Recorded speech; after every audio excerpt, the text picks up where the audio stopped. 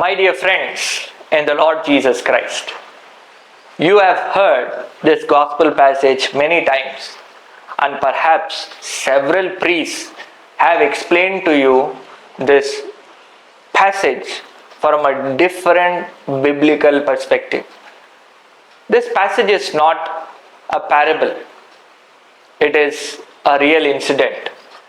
People wanted to see how Jesus would react. What would he do? Would he follow the law of Moses? And Jesus gave a strong and radical response, one that I deeply admire. Let him who is without sin among you be the first to cast a stone at her. Upon hearing these words, everyone, from the eldest to the youngest, walked away one by one. Even those who had come to test and accuse Jesus, they left. What I find remarkable here is the people's attitude. They all acknowledged in front of Jesus that they were sinners.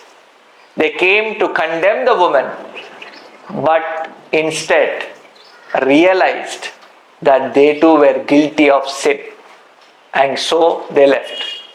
Then Jesus said to the woman, "Neither do I condemn you. Go and sin no more." Up to this point, the story seems to have a satisfying conclusion. But if the woman wanted to follow Jesus' command, she had to leave her past behind. She needed a new life, a new livelihood. But then who would support her? Everyone in the village knew about her past. And what would they think of her? And how would they react to her? Here, I would like to offer a theological reflection from a different perspective.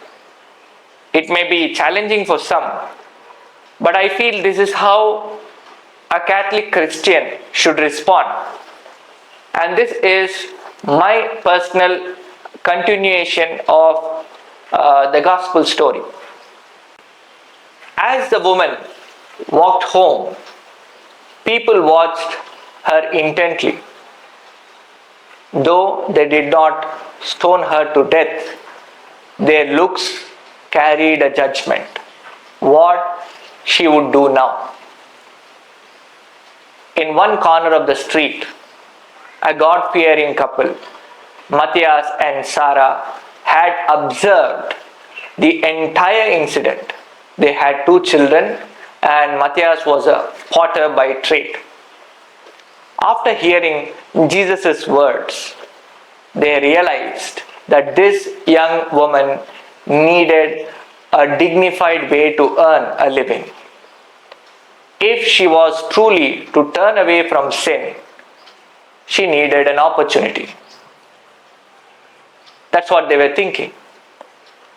And as she passed by, the couple approached her and said, "We know Jesus told you to sin no more.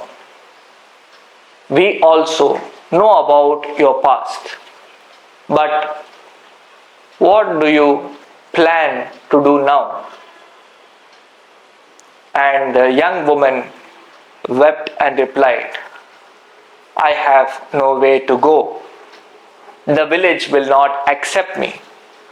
No one will offer me work." And moved with compassion, the couple took her into their own home. The villagers watched all these things in silence. Matthias and Sarah explained their trade, telling her that they needed someone to help them with their pottery business. With 2 small children to care for, they could use an extra pair of hands. And they said, "If you are willing to learn pottery, and help us in our trade, you can stay with us. That's what they offered. And their home was a 2-story house, and the family lived on the upper floor, while the ground floor was used for their pottery business. They promised her a fair wage and a place to stay. The woman agreed, but then she questioned, "Why are you helping me?" And the reply of the couple was, "We too are sinners." And the couple inquired her name, and she said, "I am Tamar." Over time, Tamar learned the trade and helped grow the business. She was diligent, and the couple appreciated her work. Their business prospered, expanding into nearby villages as well. And the people took notice of all these things. One night, after a long day's work, disaster struck. A fire broke out in the house. The flames spread quickly, fueled by the straw that was used for the pottery clay. Matthias and Sarah and their children were fast asleep, and they were unaware of this danger. Tamar, waking to the smell of the smoke, sprang up into action. She rushed upstairs. She shook Matthias and Sarah and woke them up, and then carried their children to safety.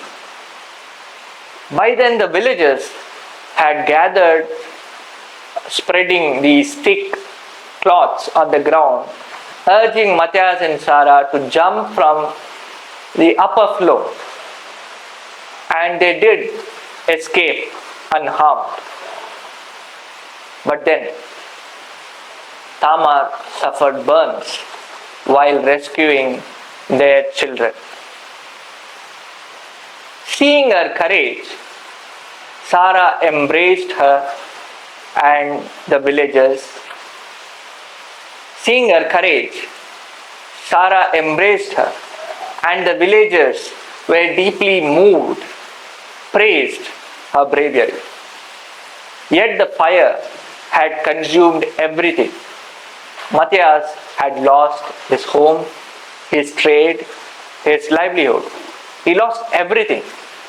However, the villagers, having witnessed the kindness of Matthias and Sarah, decided to support them. They pooled their resources, rebuilt the house, and helped restart the pottery business. Some even became business partners. As a sign of their trust, Matthias appointed Tamar as the business manager. In front of everyone, Tamar said, "I was broken, I was hopeless, and this God-fearing couple showed me love. They showed me compassion, and they offered me support, and even welcomed me to their own home. And it is here I found peace." The entire village honored Tamar with great respect. The decision of Matthias and Sarah to help a woman in need transformed not only Tamar's life, but the entire village. So now, dear friends, how do we react to the struggles of women, families, and youth in our parish and society? Many women today suffer as survivors of human trafficking, domestic violence, workplace harassment, social media exploitation, broken families, single motherhood, and widowhood. To escape such situations, they need refuge, they need guidance, they need financial aid and moral support too. How do we respond? Do we offer help? Are we hospitable? Do we give them hope? Do we show them a path to a dignified life? Go and sin no more reminds us that people deserve opportunities to rebuild their lives. Tamar experienced hospitality, love, and concern in the home of Matthias and Sarah. The lesson is very clear. Do not condemn the sinner, but condemn the sin. Give people in sin a chance to change. Let us be people who offer hope and opportunities for new beginnings. Matthias and Sarah understood this, and their act of kindness changed a life, restored dignity, and inspired a community even. We all struggle with sin.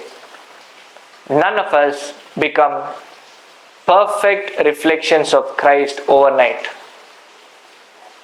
Our journey of sanctification is a daily process, a challenge we face until we meet the Lord face to face.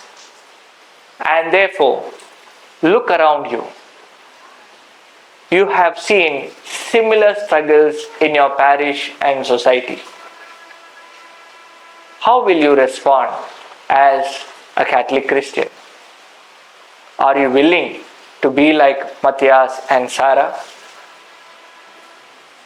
Let us examine our hearts. Condemn the sin and not the sinner. Jesus bless you all.